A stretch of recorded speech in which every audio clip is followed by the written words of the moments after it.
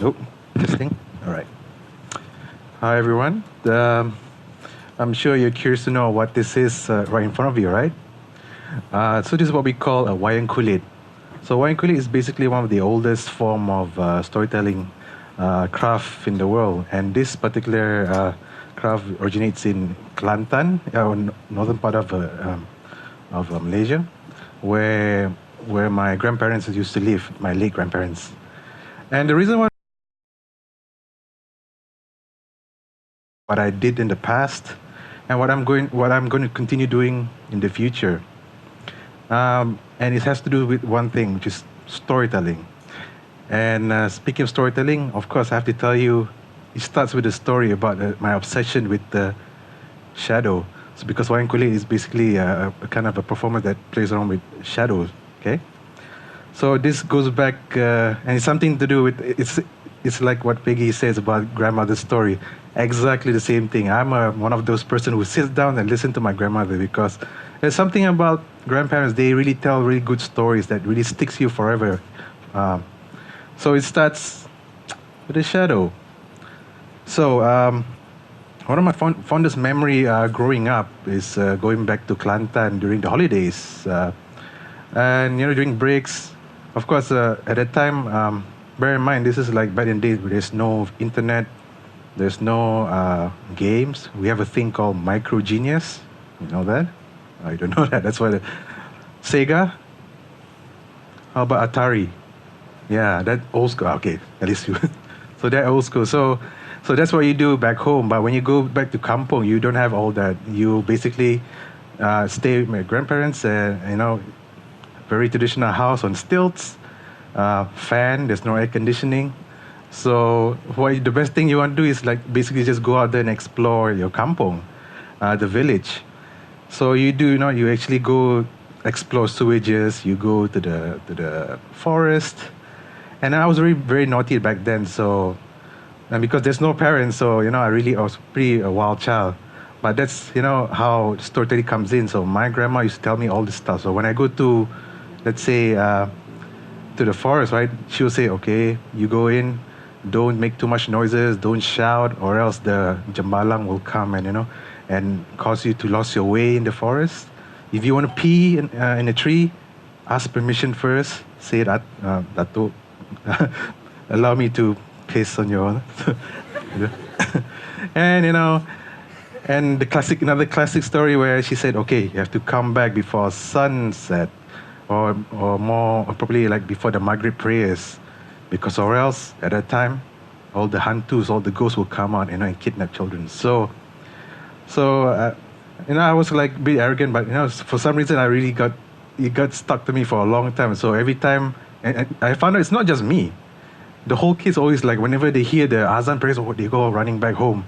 So I guess this is a very common story among kampong people. And once we are back in your home, right, before you go to bed, she always tell me to wash your feet before going to bed, because or else the penanga will or I think was it a goblin will suck blood from your toes. And the most classical one is like never play with your shadows before you go to bed, or else you'll get nightmares. So again, those kind of stories stuck me for a long time. But then there's one point, right? There's one time when I back in KL was, when I have cousins staying in. You had your torchlight. Right? You start playing Star Wars with your cousins, and then you start playing with shadows. Like you start making silhouettes. I would just do that in the background. And you know what? What my grandmother's warned me about the shadow play, it came true. I actually had a nightmare that particular night, and until now, it's still stuck to me until this day. And can you imagine? Like I remember the scene is like I was in the kitchen, right? And right in the corner there was a figure of a woman in cloth, and when she turned around, it's actually my mother, but dead. So just before she jumped me, I woke up. So of course I wet my bed that night. Yeah. But that story really, that in a way kind of traumatized me in many ways, but it really stuck to me. And all the habits of going back to before 7, all the washing your feet before the bed, is still stuck with me until now. So even now, if I'm working, I try to go home before before that time. So So that's how, but it's all started, and that's what got me interested in shadows, and that's become my obsession. So, so this is my inspiration. So one of the things that, let me just elaborate more about Wayang Kulit. So it's really a very traditional form of performance. And the amazing thing about the Wayang Kulit is because the puppeteer, he creates all his puppets, all 99 characters of them. He himself design, he creates them, and he gives voices to all the characters. And the stories that he tells are, epic stories, love stories. So it's very magical. So back in the days before there was like Netflix, back in the campo, like this, I'm talking about 18th centuries or much older. So this is your form of entertainment. So a Wayang Kulit troupe is actually a whole group. Just one was storyteller, and then followed by a whole bunch of musicians. So they'll go to from village to village, as to tell all the stories, and it becomes a very big event.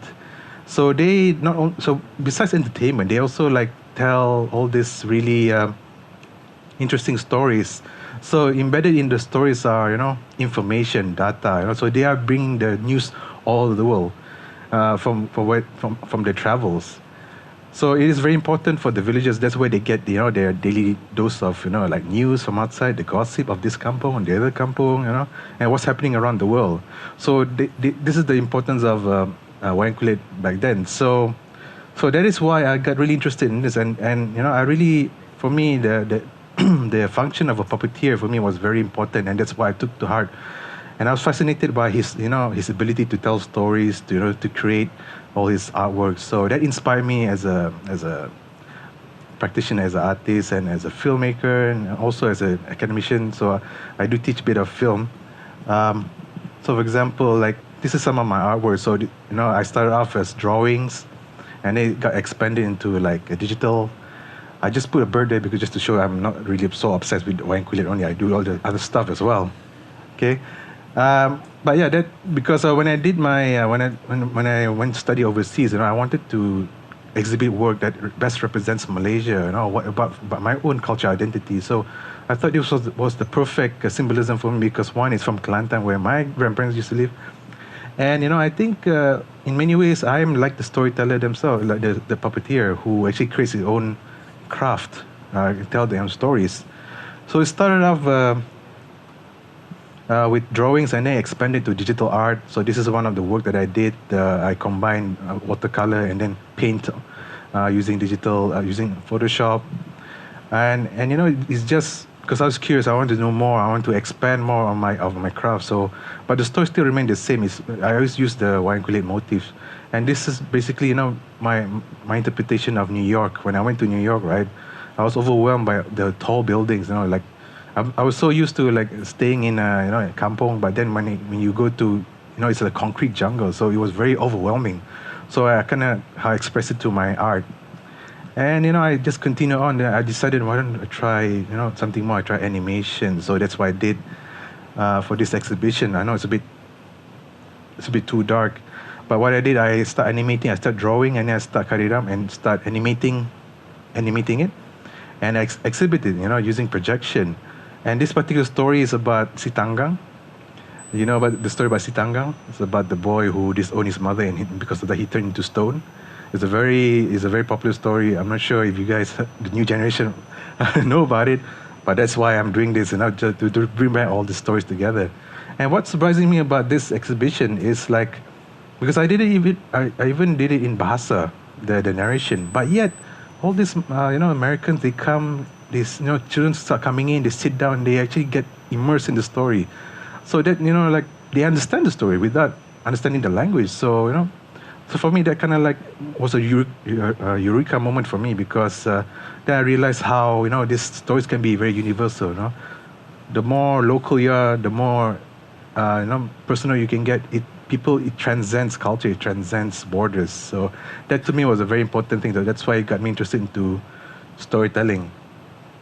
And this is another exhibition I did where I did animation, and this was projected onto a big building in Korea. So it's just there playing in a loop. So it was nice to see like a whole bunch of people just gathering around.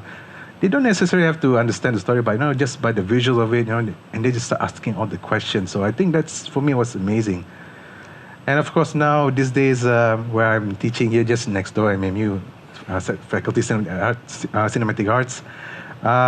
Here, of course, I'm not shooting any film. Actually, I'm just here supervising my students shooting films. But, if you can see it expand, right, from drawing to animation to projection to film. And I feel like filmmaking is still one of the strongest, one of the most effective way to share stories. But there's always argument with me and my students because how do you tell good stories, or what is a good story? And it goes back to what you said, like listening to good. It goes back to to the source. You have to go old school. You have to really engage people, listen to people, read books. That's how you get your stories. So for me, when I did a lot of traveling, right, I don't just necessarily just go take picture. I actually engage them, talk to them, even though I couldn't understand the languages. Like this was in Peru, right? Down there was in Indonesia, because I like all these historical places. So I would talk to them, and you'd be surprised the story that they share with you. Is some personal stories, sometimes sad, and sometimes they reflect something that you take things for granted, like poverty, pollution. So that really affected me, and that I felt that that's very important as a filmmaker to tell this story. So so that's why I tell my students, like, sometimes when you shoot film, it's not about the what you shoot with or the fancy look. It goes back to stories, goes back to character. And to find good stories, you really have to dig in, go find within. And you'll be surprised how you just go back to your own backyard. The stories are there. Like I teach documentary, right? So I focus on just Johor. And of course, students say, there's nothing in Johor, it's boring. Yeah, okay, go explore. And from there, we discovered so many things, We even discovered Mat Sentul, the very famous actor, right? He's here, he's just living in Larkin.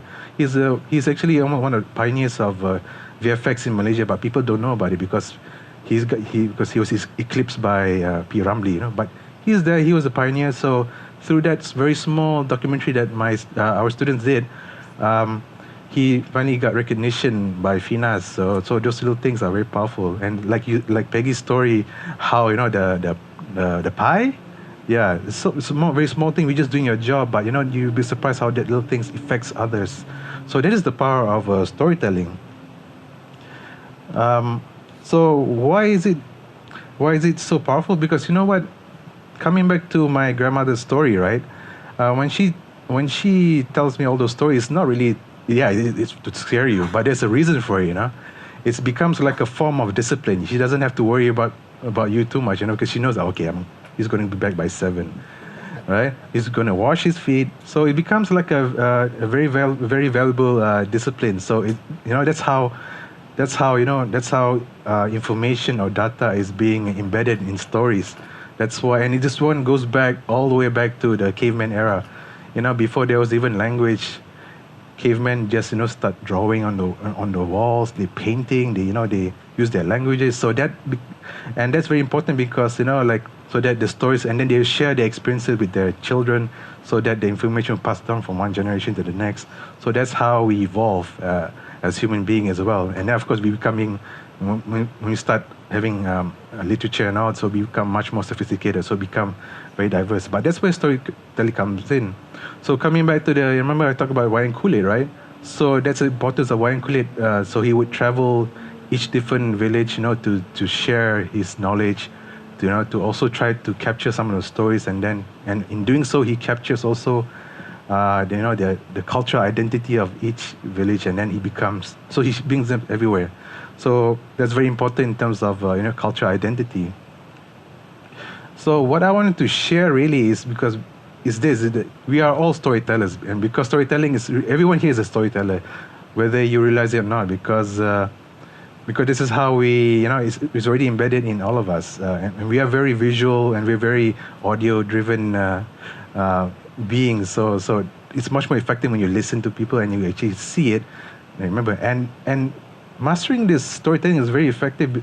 It's very important because for you to tell your stories, whether you are a teacher, you're a student, right? You students, or let's say you're an engineer student, you invented this idea, right? But then you want to share this idea or sell this idea. You must have that storytelling ability to translate this so people understand, to captivate their imagination. That's why people like, like Steve Jobs, they do a really good job because they inspire people through stories. That's why even politicians, the reason why politicians are good politicians is because they are very good storytellers. And a good teacher really tells a good story so that you don't get bored. So that is the power of storytelling. And also, like coming back to, what I did, when snapping photos, right? Right now in your pockets, what you have in your hands are one of the most powerful device ever invented, the smartphone. You basically can just shoot anything and share it.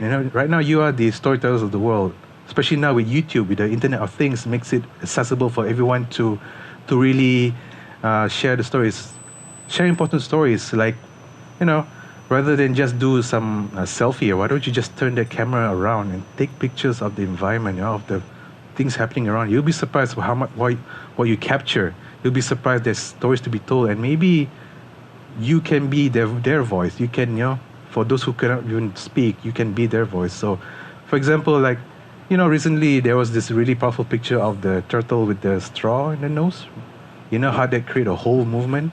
And right now, that policy of no straws already becoming implemented everywhere. That's what I mean. Like those kind of stories that is worth sharing, and everyone can do that. And like everything else in the world, like any craft, it takes practice, but anyone can do it. You just have to get to it.